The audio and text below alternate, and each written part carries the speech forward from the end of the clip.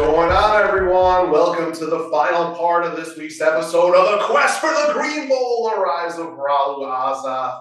Games are just a few hours from kickoff here on Sunday, as you're watching this Sunday morning, and we're joined by ARs Ayahuasca Plant today for this last part. It was a last-minute change, as he actually, unfortunately, lost the game of the week to the Stellar Bitches, but the Stellar Bitches had some other things that came up last minute. So we went to the second best person in this opportunity, but probably not feeling the greatest after week one. But how are you doing, man? Are you feeling good for a bounce back coming up? Yeah, I well did not start off good, so not feeling too good. But going into this week, I feel like things can't get much worse. So I think I'm due for a bounce back. I'm hoping that I will bounce back. Um, and I like the matchups that I have this week, in all honesty. So yeah.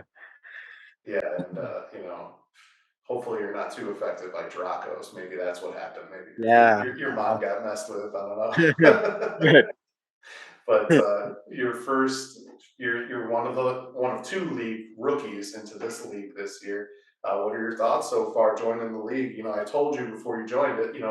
It's fairly competitive, and it's probably more competitive now that you and your other friend joined us because essentially everyone's going to play, and you saw in the draft, like I think there were only two auto drafts, and they clearly are still playing now. So it's like one of those things where players are picked and waiver wire is like super competitive, and you're in a tough division, and it's tough even though six of us make the playoffs, and clearly it's tough. So what are your thoughts so far? Well, I actually didn't get. I mean, we texted a little bit about it, but as you know, like I'm also in another league with my friends from home. But this is by far like the most interactive league I think I've ever been in. Like I was telling Jasmine actually the day of the draft or the day after the draft that like this league was such like it was like a culture shock for me because like you had like pre-draft trades and then the draft was like you said like so I think I only saw one person on auto draft. I didn't notice that there was two, but Yeah, I think um someone started and then came back. okay, yeah. So but I'm assuming it was probably because of like time conflict or something, but Yeah. he's the one lineup that I know is on auto draft. I checked back this week to see like if he altered his lineup and he looks all set, or she, I don't know who it was. Yeah. But yes, either way, regardless, it is the one of the most interactive leagues I've been in. It requires a lot more of my attention than my league that I'm in with my buddies. Which is not to say like the league with my buddies is also really competitive, so that's saying a lot for this. Yeah. Um, but no, I definitely have my work cut out for me, but I do love my, like, beginning experience, like, that is something that, like, I would want out of fantasy football, like, the way you keep up with it and then the way everyone else is kinda into it, like, that's kinda how I am too as a person, so I love it so far even though I got whooped week 1, but Yeah, you ended up getting in our digital awards. You ended up getting worst team and worst and, coach. and worst coach because of the I wrote net that down in points. my receipts, so I'm gonna bring those back. Yeah, exactly. You could always think back to those if you do better later and see Yeah, how far right, you've come. So yeah, that's why we do that. The mhm. worst coach is rough. To be honest, you're kind of in a rough spot because, like I said before, we got rid of a couple people in the league that just weren't playing. Mhm.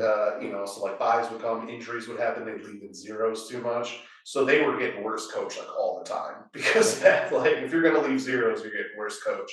Yeah, But at this point, because we're all gonna play, it's most likely gonna come down to those net points, especially if it leads to a loss. Like your net points wouldn't have necessarily given you a win, but points do matter with tiebreakers at some point. Head to head's first, points or second. So it's like, yeah, I noticed point differential too is, like, a big thing, in yeah. your league too, right? Yeah. Yeah, it is, and so those things do come into play. So it's unfortunate, but you're not the only one that was affected by what was going on in Week One. I mean, clearly, you had the Packers had a horrible game that hurt you. George Kittle got injured, that obviously hurt you because Mitchell Giuseppe didn't do Mitchell's anything. out Mitchell for 2 got, months. and he was one of the guys I was looking at.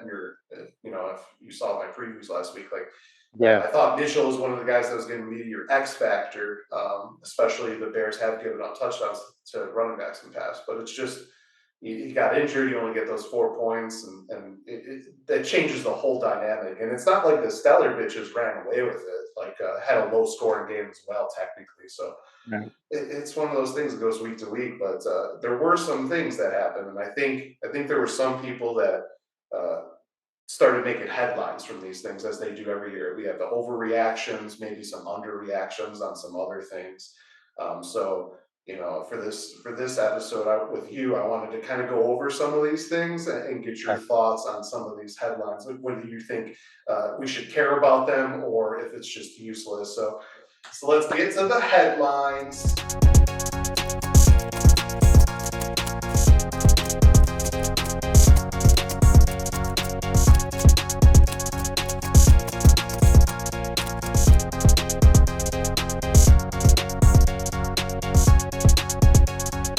All right, so in this segment, I'm going to name a topic, and I want you to tell me if it is Danger Will Robinson, if we should worry about it, or Frack That, which is actually a Battlestar Galactica reference, if anybody knows about that, if we shouldn't buy into the hype of this headline. So, Danger Will Robinson or Frack That. So, first, running back committees and touchdown vultures is something that will make wide receivers more valuable in fantasy football throughout this season.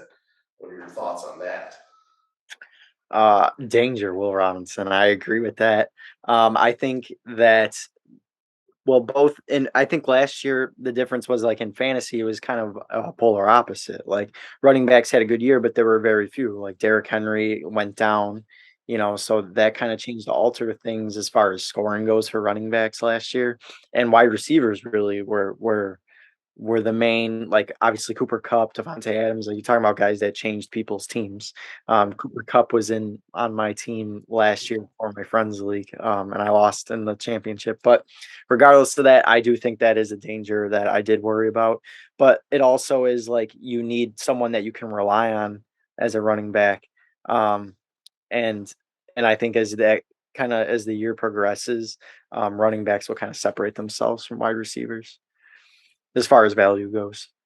Yeah, and I mean, you saw it in our draft, like Justin Jefferson fell to me sixth because running backs, everybody was taking running backs, those early picks. 4 out of the first 5 picks were running backs.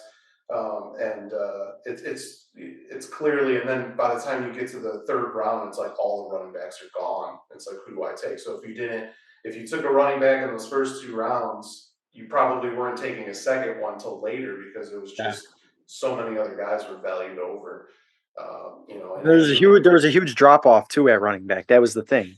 Like I huge. remember Siamese Dream Cats put in the chat like that a lot of people were panicking for running backs, but it's like you kind of have to because there's a huge drop off. Like after Zeke, I think it was, or maybe Saquon, like Yeah. like you get kind of the second or third tier running backs. Like after that, like the next guy is like the third string running back on Miami. Like Exactly. Yeah. you had to panic. So Yeah, especially with those committees, and I think that that's real. And I mean, guys that we didn't think would be vulture did. I mean, you got Derrick Henry lost 2 touchdowns to Hilliard. Like, who would have thought that? Like, maybe he's coming back from his injury. Things like that happen. And then you have the new schemes in the NFL. You got Debo Samuel, you got Curtis Samuel. Both of them are wide receivers doing things. Taysom Hill is considered a tight end, and he's just running all over the place. So it's just yeah. a lot of vultures, and then you have someone really good like Nick Chubb paired with someone really good like Kareem Hunt, and it's like, who's going to get the touchdowns? They're both going to get the touches. Chubb's probably Another going to get a lot of yards, but yeah, like it makes it difficult to. And to your point, another great example is even with the Packers. Like I have Aaron Jones, but AJ Dillon is clearly the workhorse that they depend on. Like when they need yards, like when it's third down, when it's fourth down, Dillon's in at the goal line inside the 10. Dillon's in. It's Yeah, not Jones. And another good example that I learned this week the hard way was with James Robinson. Like who knew the Jags were still going to feature him in that offense more than they are featuring ETN too. yeah, You know, exactly. so, And but it is still week one, so those things change. But correct. I agree with you. I think that that's definitely a danger with Mm. Robinson. Getting to our second headline, this one is right up your alley, actually. Uh, this is a headline that I definitely got a lot from the Chicago media side, so I'm sure you know where it's going. Yeah. Uh, as I like to call him, Aaron Rodgers, and the Packers are in terrible trouble, and fantasy defenses should be streamed against that offense. What are your thoughts on that? I think my face says it all. Frack that. That's Listen, like, I understand the concern, and, I talked about it with my dad this week too. It's like, it doesn't feel the same, like, they don't feel like the same dominant offense that could kinda just step on your neck at any moment, but the thing about it is, like, I knew going into when I drafted Rodgers too, that, like, he's not gonna put up MVP numbers, and he's probably not gonna win MVP this year, but he's a reliable quarterback that I know against the teams that he should is gonna put up 250 yards, 2 touchdowns, like, he still has that talent, and it's not like they have complete bums, like, at wide receiver either, like, it's not like, I'm a big Rodgers over Brady guy, but, like, Brady had a far more worse talent besides Edelman and Gronk, like, where Rodgers, Watson is 6'5" and runs like a 4.3 40-yard dash. Like, he's fast and tall, like, and he will develop as the season goes on. Tanyan's coming off an ACL surgery. Like, he still has potential to be a factor in the offense. I think Watkins, he's old. He's kind of past his prime a little bit, but I think it's somebody that Rodgers can rely on, and Rodgers is a big trust guy. So, but I don't think that you should be regardless of who Rodgers has, starting a defense against him, he's rarely going to turn the ball over. Like, he really Yeah. never does. I mean, I know he had to pick week 1, but for the most part, like, starting a defense against Aaron Rodgers, like, if that's what people believe is something that they should do, then please do it because it's going to help me out. So, Yeah. thank I agree with you. I would also say, Frack, that with maybe a little bit of a caveat. I think that we're panicking too much in week 1.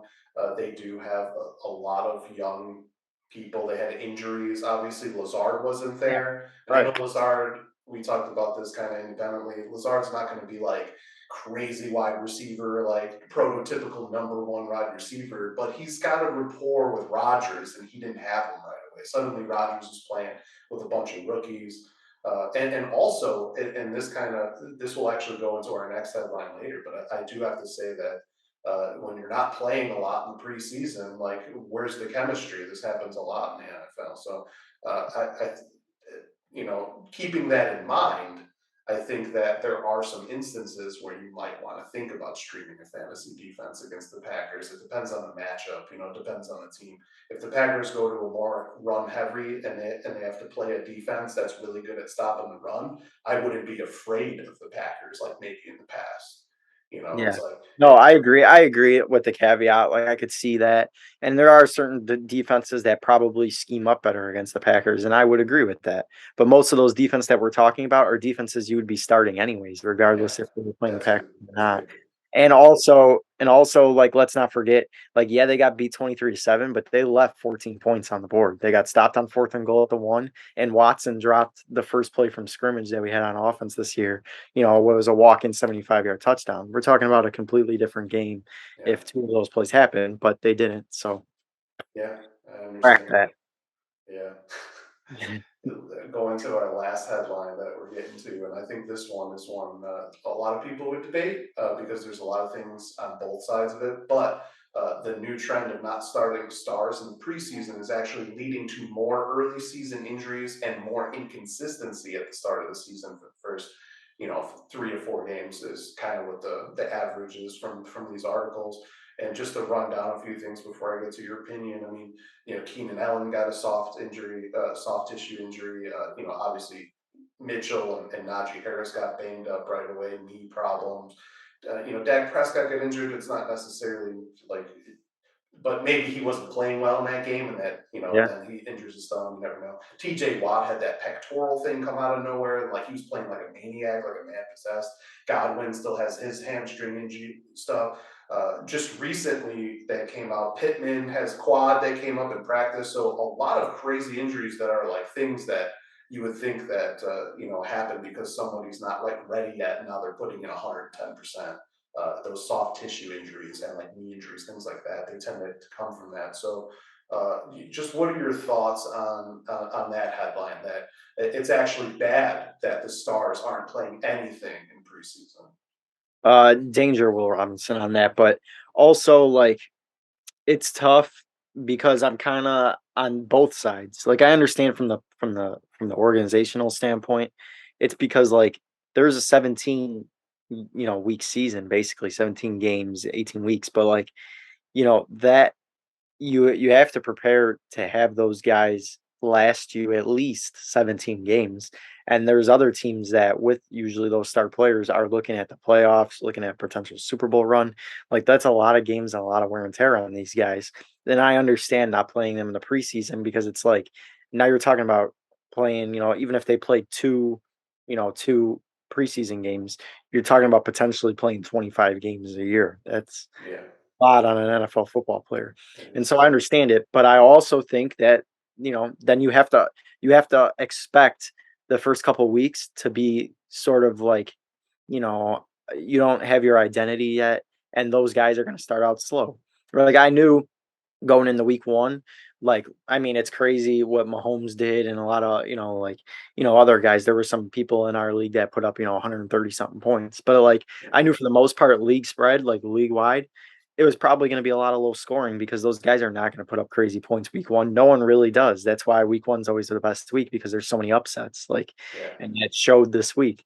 And I do agree though that with a lot of people who say they need to play preseason because then you have things like what Rodgers had week one. I mean, and you're talking you took the injury route, which I think is also a good point. Because you're talking about I don't know if you brought it up either, but Kamara with ribs too. Yeah, Like, Kamara with ribs. yeah. So there's a lot of guys that went down early too in week one. Like you're talking first half. Like it Yeah. went, and so I think playing at least a game or two games and not full games. Like we're just talking about maybe come out for the first or second quarter. Yeah. And I think that would be beneficial for teams, but I also understand their pushback on it and why they're hesitant to do so. But then you have to expect, like I said, the regression that you're going to get from not, for letting these guys take 5 6 months off and then just throwing them in week one and saying, do what you did last year. Yeah, look at the Rams. I think they're the biggest one Oh in week yeah, one. yes, They yeah, played terrible against Buffalo, and Buffalo's a good team, but they weren't the same. Nobody on the Rams starting lineup played in preseason. Like no one, like 0 minutes. Like I think that the answer to this is kind of in between Frack that and Danger Will Robinson because I think that in some instances, for some positions, it doesn't necessarily matter as much, especially if you're training. I think a lot of times that when people aren't playing in preseason, well, they should still be training like they're going to play and getting ready to play. yeah, I think a lot of these soft tissue injuries are from guys not just not playing, but they're not even trying in training. They're just like, whatever, the games don't count yet. yeah, And I think a lot of that too comes down to those freakish injuries. You remember when Jordy Nelson like hurt his knee, freak, like no one was there. He just stuck his foot in the turf wrong, and then ACL blown, and the Packers missed Jordy Nelson for that season. hmm Those are freak injuries. They're going to happen. I don't think. I think teams worrying about that and like worrying about the playoffs already. It's just I don't see a point in it because you're not going to stop it because what's the difference if it happened in preseason or in week one? Like right, it's the same thing. exactly. Which is showing all these guys injured week one. So what Yeah, like right. So what did exactly. sitting them out have to do with it? Yeah, where it's like, and then in terms of like if Aaron Rodgers is coming back with Devontae Adams and a full healthy starting lineup that he had all of last year, is there really a point? They should already have chemistry. Like they should already know what they're doing. So if they're trained and ready to go, then is there a need? But this year, like he's got a bunch of rookies. They should have all played more together. Instead you have Jordan Love playing a bunch, throwing to these guys. You know what I mean? Like, what's the yeah, you're helping Love kind of, but at the same time, like you're not helping your team. And you just Right. lost to the Vikings in week one. And Like to that's add an on to important that, game. which is kind of a similar theme, is like I know the Buccaneers beat the Cowboys because the Cowboys played terrible and Prescott got hurt, but Brady threw for like 41 yards through three quarters. Like Yeah, they didn't look good either. They had I think what was it, 4 field goals and a touchdown. yeah, So like and Brady, like that was another. I mean, I know he's whatever reaching 45 years old, but like he was in limbo all summer. Like he retired, then he unretired, then he stepped away from the team, and their offensive line, like a lot of those wide receivers, like Evans and obviously Godwin couldn't play, but Fournette, like most of their offense didn't play in the preseason either. And it's like they just expect things to be gravy when Brady returns, like and starts week one, and it wasn't. I mean, fortunately they won because their defense is like insane. But Yeah, exactly. but I mean, it's just that to parlay with what you said. I mean, and I agree, Rodgers should have played at least, a quarter in the last two games because you need to have a sense of running the offense and getting game speed. There you can't get game speed in practice. Yeah, yeah, and I think that's the thing. It's just and then when you do get injuries too, like sometimes uh, just getting that sort of okay, you're thrown in the preseason, you have to play with a bunch of these guys. Um, Now you're in the regular season, you have injuries, those guys go down. Well, you would think, oh, well, now you're going to be in the same boat because you don't have chemistry. Except in the preseason, you were doing the same thing, getting up to game speed. You should. It kind of is a different mental approach if you already have that quarter under your belt. So Exactly. No, that's I kind of agree where I with was you. I going just with don't think star players have that mentality, though. it. Yeah, that's That's true. something that we think that they Yeah. should have, but they don't. They Yeah, don't. it's definitely a danger Will Robinson for our fantasy scores. I'll tell you Yeah. that much. Right. We- Yeah. but yeah, so I mean, that's awesome. Thank you for joining me and giving me some of that insight from you. And sorry for that loss you had to take at your home Yeah. base, the I hope Houston Broncos. But I hope we speak together on better terms next time. yeah, like you'll be in at least one more game of the week with potential Yeah. for a third in those last games if you're in a big matchup. But like, obviously we have a long way to go. You're going to get another chance to win a game of the week and be on this show again. And there's like I said, there's always those weeks 13 and 14. We have that the rest of these games, and then 12 more weeks after that before we're even talking about playoffs. So it's going to be nuts, and Oh, for sure. Yeah. Yeah, I we'll know. Things will drastically change. I took all my screenshots and my receipts. Worst coach, worst team. I'm also 12th right now in your rankings and in the football, our actual standings. I'm in 12th as well. So yeah. I got all Yeah, my that was a receipts. rough drop, 5 to 12. But the computer is pretty nuts. You see how much people jumble in these early seasons because the computer also doesn't know who's going to do well. Right, right, right. Like, but yeah, like we're gonna get it. I have a big rivalry game going on right now, so like going 2-0 is important for you. Going 1-1 is important, but it's one more match. So I'm glad you're enjoying the league so far. That's Yeah, I awesome. love it. I love it. Yeah. Thank So yeah, so thanks to everyone joining us. Join us again Wednesday, Thursday, Sunday this next week for the next 3 parts of the next episode. So it's gonna be fun. More lore, more segments like this. Previews and everything. I think that's for fantasy members watching another fantasy league. It actually could help you because you see how we're doing, how our trends are going. I think it's fun. Like I personally watch this show, so I think you should watch this show too. you. So Yeah. before you go, check out the game of the week schedule right here for the rest of the season so you guys know which matchups are coming up. And I'll see you next time. Salud.